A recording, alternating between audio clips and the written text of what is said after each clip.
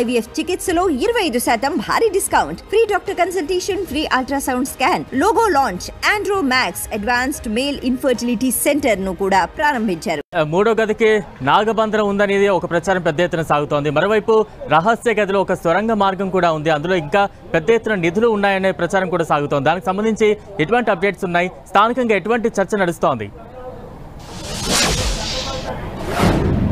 స్థానికంగా ఉన్నటువంటి చరిత్రకారులు అయితే గతంలో దీనికి సంబంధించిన నేలమాలికలకు సంబంధించిన అనేక గదులు ఉన్నాయి. ఎందుకంటే స్టార్టింగ్ నుంచి కూడా లోనకి వెళ్ళే కొద్ది ఆలయం స్ట్రక్చర్ ఎప్పుడు చూస్తూ ఉంటే మన లోన్ ఎంట్రన్స్ నుంచి గర్భగుడికి వెళ్ళే కొద్ది సుమారు 200 అడుగులు పైగా ఎత్తు ఉంటుంది. సో అంతే ఎత్తు భూమిలోనూ కూడా ఉంటుంది కాబట్టి 200 అనేక గదులు ఉన్నాయి. 3 గదులు కాకుండా మరే గదులు కూడా ఉన్నాయని చెప్పేసి అది చెప్తున్నారు. మనం కొంతమంది చరిత్రకారులతో మాట్లాడుతున్నప్పుడు నరేంద్ర మిశ్రా ఎవరైతే ఉన్నారో ఒరిస్సా సంబంధించిన పూరికి సంబంధించిన చరిత్రకారుడు, ఈయన చెప్తున్న నేపథ్యంలో గతంలో అనేక వజ్ర వైడూర్య లావణ్యాలు, సింహాసనాలు ఇవన్నీ కూడా లక్ష్మీదేవికి సంబంధించిన వడ్డానాలు కూడా ఇవన్నీ కూడా ఉన్నాయి. అయితే ఇవన్నీ కూడా మూడో గది కాకుండా ఇతర గదుల్లో దాచారు.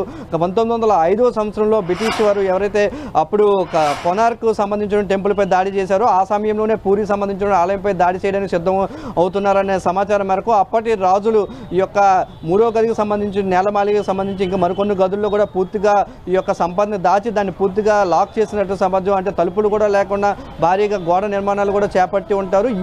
ఏదైతే ఈ నిర్మాణాలపై కూడా కొంత చర్యలు తీసుకుంది. మొత్తం గుడంతా కూడా స్కాన్ చేసి ఈ యొక్క ఆభరణాలు ఎన్ని ఉన్నాయనే దానిపై అయితే ఒక స్పష్టత ఇవ్వాలని చెప్పేసి అయితే చరిత్రకారులు చెబుతున్న నేపథ్యంలో మూడో గది తెరిచిన తర్వాత లోనకి ఇంకా సొరంగ మార్గాలు ఉన్నాయా, ఇంకా ఎన్ని గదులు ఉన్నాయా అనే దానిపై అయితే ఒక స్పష్టత వచ్చే అవకాశం ఉంది. బలరాం, అంటే ఇప్పటికే తెరిచిన గదుల సంపదను ఎక్కడ భద్రపరిచారు? ఇప్పుడు మూడో గది మొన్న తెరిచినా చూసి మళ్ళీ దాన్ని లాక్ చేయడం జరిగింది. ఈ రోజు మరోసారి తెరవబోతున్నారు. ఈ సంపదను ఎక్కడ భద్రపరిచే ఛాన్సెస్ ఉన్నాయి? దానికి సంబంధించి ఎటువంటి ఏర్పాట్లు అక్కడ ఉన్నాయి?